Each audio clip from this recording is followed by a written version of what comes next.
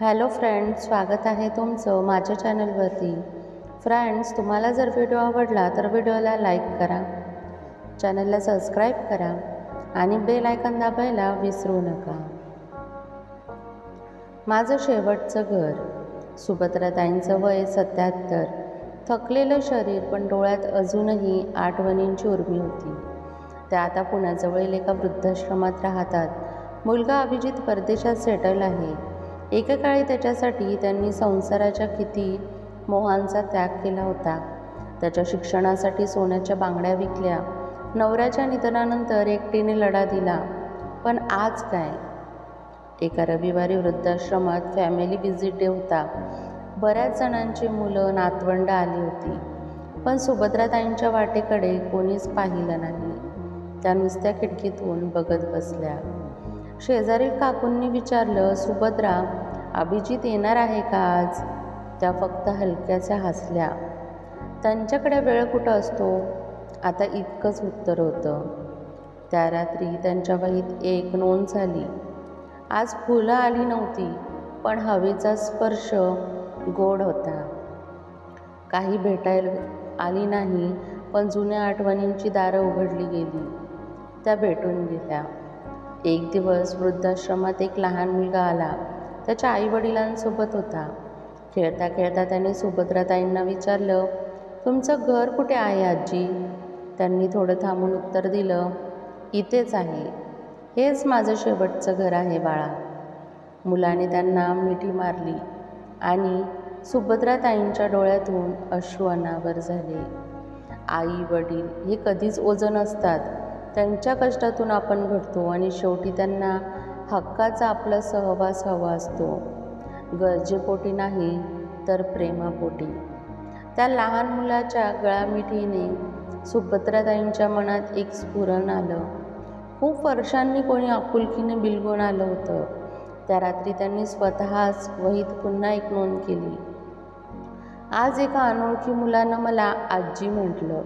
क्षणभर वाटलं, अभिजित लहानपणी असाच होता। त्याच्या गोड बोलण्यावर माझं सगळं आयुष्य वेचलं गेलं होतं आणि आता त्याला माझी आठवणसुद्धा येत नाही। दुसऱ्या दिवशी वृद्धाश्रमाच्या संचालिकेने सर्व वृद्धांना विचारलं, आपल्याला जर एक शेवटची इच्छा पूर्ण करायची संधी मिळाली तर काय हवं असेल? तर सुभद्राताईंनी पटकन हात वर केला। त्या म्हणाल्या, मला माझ्या मुलाच्या घरी एक दिवस राहायचे, फक्त एक दिवस। त्याच्या घरातून, चौकटीतून त्याच्या आयुष्याकडे बघायचे। संचालिका थोड्या काळजीत पडल्या, कारण अभिजित परदेशात असतो, त्याला संपर्क करावा लागणार होता। पण त्यांनी प्रयत्न केला। अनेक ईमेल्स, कॉल्स करून अखेर अभिजितशी संपर्क झाला। 3 दिवसांनी वृद्धाश्रमात एक कार आली। ड्रायव्हरनं सांगितलं, मॅडम, सरांनी सांगितलंय सुभद्राताईंना विमानतळावर घेऊन जा, तिकीट पाठवलंय।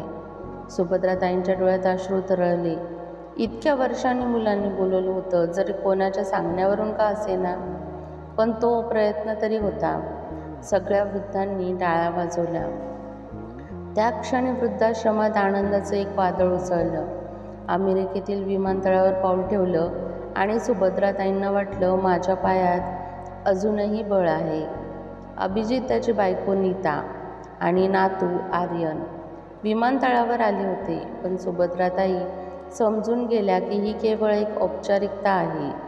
गळाभेट झाली, पण मनापासून नव्हती। घरी गेल्यावर नीताने सांगितलं, आई, गेस्ट रूम तयार आहे, तुम्हाला जे हवं असेल ते सांगा। सुभद्राताई गप्प राहिल्या। त्या रात्री आर्यन त्याच्याजवळ बसला। आजी, तुम्ही कायमच राहणार इथे? त्या गालात हसल्या, पण काहीच बोलल्या नाही। दुसऱ्या दिवशी अभिजित बोलला, आई, तू इथे 1 आठवडा राहा, पण मग तुला भारतात परत जावं लागेल। तुझं वातावरण वेगळं आहे ना? ते ऐकून सुभद्राताई काही क्षण स्तब्ध राहिल्या। ती रात्र त्यांनी खिडकीतून बसून काढली आणि वहीत शेवटची नोंद लिहिली। माझं घर परदेशात नाही, माझ्या मुलाच्या ऐशोआरामात नाही, माझं घर तिथंच आहे जिथं कोणीतरी विचारतं, आज बरं वाटतंय ना? आणि न सांगताही 1 कप चहा समोर ठेवतात। खरंच वृद्धाश्रमच माझं शेवटचं घर आहे। 7व्या दिवशी त्या परत भारतात आल्या, वृद्धाश्रमात पाऊल ठेवलं आणि सगळ्यांनी त्यांचं स्वागत केलं. सुभद्राताईंचे डोळे मिटून त्यांनी खोल श्वास घेतला. परत आले माझ्या घरी. सुभद्राताई वृद्धाश्रमात परत आल्या. घरासारखं जाणवणारं एकच ठिकाण उरलं होतं, हेच. सर्वजण आनंदाने त्यांना भेटायला आले. रमाबाई, देशपांडे काका आणि छोट्या मदतीला धावणारा केशव. सगळ्यांचे हसरे चेहरे पाहून त्यांच्या डोळ्यात पाणी आलं. त्या रात्री त्यांनी सर्व वृद्धांसाठी स्वखर्चाने गरम बासुंदी आणि पुऱ्या बनवल्या. गप्पांचा फट रंगला. हसणं, जुन्या आठवणी आणि चहा. जणू आयुष्य पुन्हा त्या रात्री थोडंसं तरुण झालं होतं. त्या रात्री झोपायच्या आधी त्यांनी वही उघडली आणि शेवटची नोंद लिहिली. माझं शेवटचं घर मी शोधून काढलं आहे. हे घर माणुसकीचं आहे, आपुलकीचं आहे आणि नात्यापलीकडचं आहे. जन्मदात्याला विसरणाऱ्या पिढीला मी माफ केलं आहे, कारण माझं जगणं अजूनही माणसांमध्ये आहे आणि तेच पुरेसं आहे. काही महिन्यांनी सुभद्राताई झोपेत शांतपणे देवाघरी गेल्या. त्यांच्या चेहऱ्यावर शांत हास्य होतं. त्यांच्या वहीच्या शेवटच्या पानावर लिहिलेलं होतं, आई पण हे केवळ जन्म देण्यात नसतं, ते जिथं माया मिळते, जिथं मन जपलं जातं, तिथेच ती आईपणाची परिपूर्णता असते. त्यांच्या निधनानंतर वृद्धाश्रमात एक खोली त्यांच्या नावाने नावाजली गेली, सुभद्रा काकू विश्रांती कक्ष. आणि त्या खोलीच्या भिंतीवर आजही त्या ओळी लिहिलेल्या आहेत, हेच माझं शेवटचं घर आहे. घर हे भिंतीचं नसतं, माणसांमधल्या प्रेमाचं त्याला खरं घर बनवतात. सुभद्राताईंच्या निधनाची बातमी जेव्हा अभिजितला ईमेलने समजली, तेव्हा तो काही क्षण निशब्द झाला. ऑफिसमध्ये बसलेला असतानाही त्याच्या डोळ्यात पाणी आलं. नीता जवळ आली, म्हणाली, अभिजित तू ठीक आहेस ना?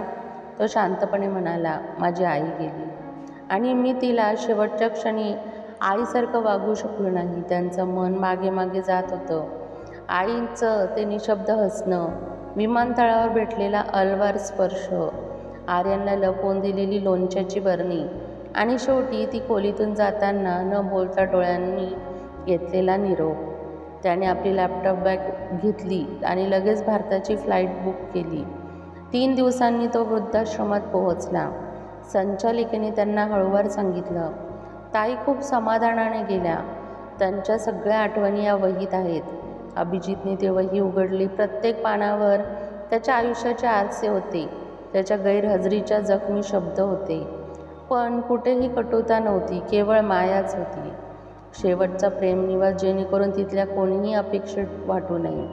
त्याने वहीत स्वतः लिहिलं, आई मला माफ कर, मी तुला उशिरा समजून घेतलं, पण आता तुझं आयुष्य दुसऱ्यांसाठी प्रेरणा ठरले. हीच तुझ्या आठवणीला खरी श्रद्धांजली. आई गेली, पण तिची माया आता इथे अनेक आईंसाठी उरली आहे. फ्रेंड्स, तुम्हाला हा व्हिडिओ कसा वाटला हे कमेंटमध्ये नक्की सांगा. व्हिडिओ आवडला असेल तर व्हिडिओला लाईक करा, चॅनलला सबस्क्राईब करा आणि बेल आयकॉन दाबायला विसरू नका. व्हिडिओ बघितल्याबद्दल धन्यवाद.